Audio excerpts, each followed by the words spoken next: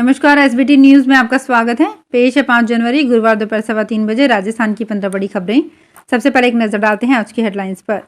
स्कूलों में अवकाश के लिए कलेक्टरों को किया अधिकृत। हाईकोर्ट ने पूछा 1700 करोड़ सेस वसूलने पर भी क्यों नहीं हो रहा गौ संवर्धन। एसीबी के डीजी ने दिए आरोपी की पहचान उजागर नहीं करने के आदेश, मचा बवाल। जयपुर मथुरा जयपुर पैसेंजर ट्रेन का संचालन 17 दिन रोका। और श्री डूंगरगढ़ व बिछवाल थाने के जवानों ने मनाया वीकेंड। और अब खबरें विस्तार से। राजस्थान में अत्यधिक शीतलहर को देखते हुए सभी जिला कलेक्टर्स को 15 जनवरी तक स्कूलों में संचालन का समय परिवर्तित करने और बच्चों का अवकाश घोषित करने के लिए अधिकृत कर दिया गया है। माध्यमिक शिक्षा निदेशक गौरव अग्रवाल ने इस आशय के आदेश जारी कर दिए हैं।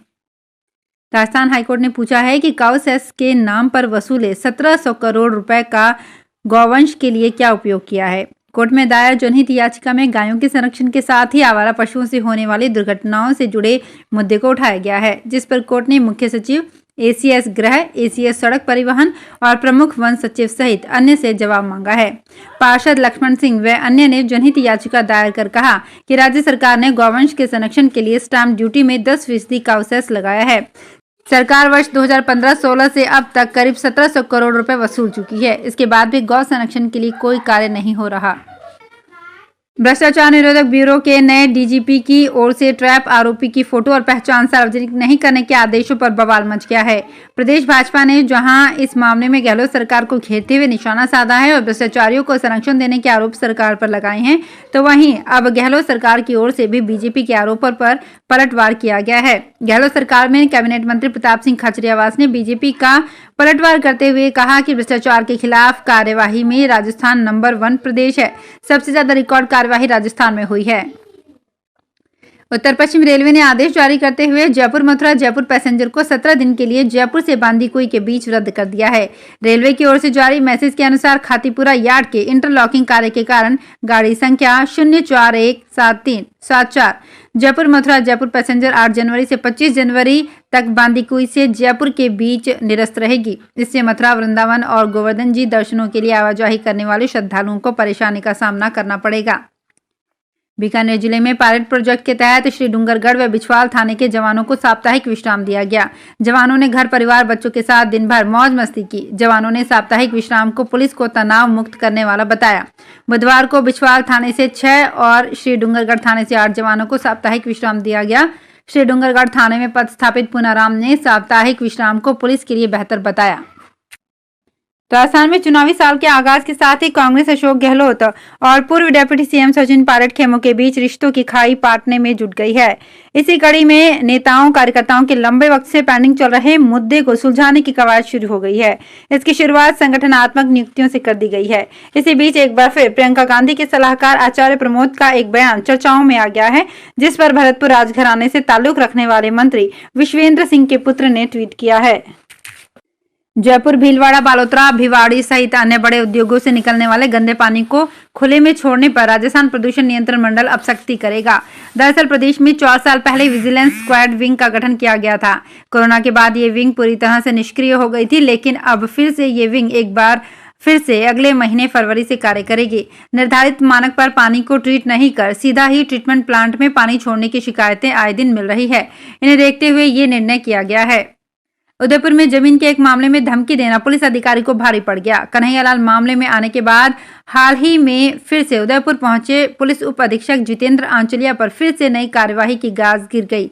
धमकी देकर जमीन का एग्रीमेंट करवाने के मामले में आंचलिया को उदयपुर से हटाकर जयपुर पुलिस मुख्यालय लगा दिया गया है।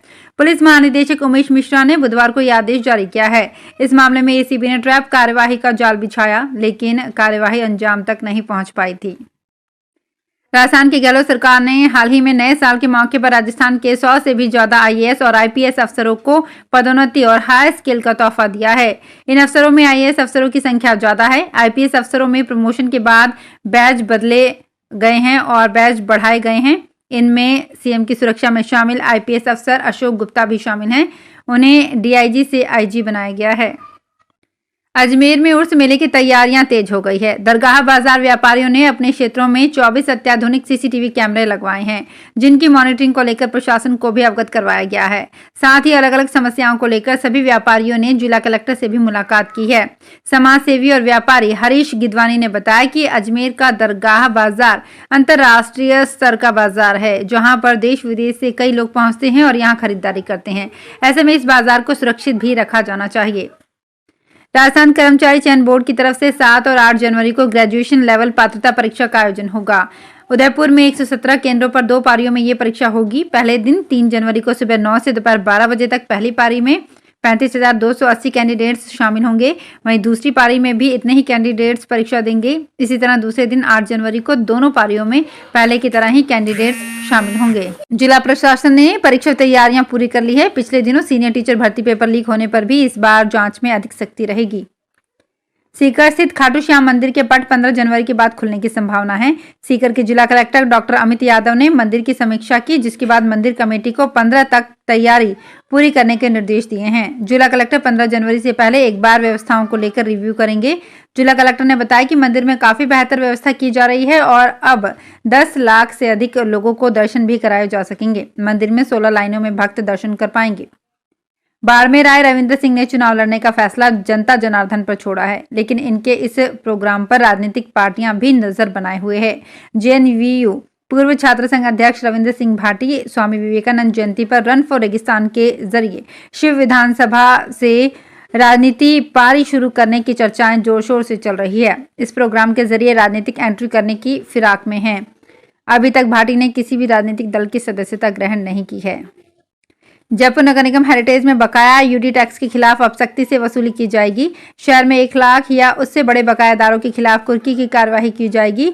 नगर निगम मुख्यालय पर कमिश्नर विश्राम मीणा ने अधिकारियों संग बैठक करते हुए टारगेट पूरा नहीं होने पर अधिकारियों और वसूली करने वाली कंपनी के प्रतिनिधियों को लताड़ लगाई और निर्देश दिए कि वे सख्ती से कार्यवाही करें और अपने टारगेट को जनवरी अंत तक पूरा करने का प्रयास करें।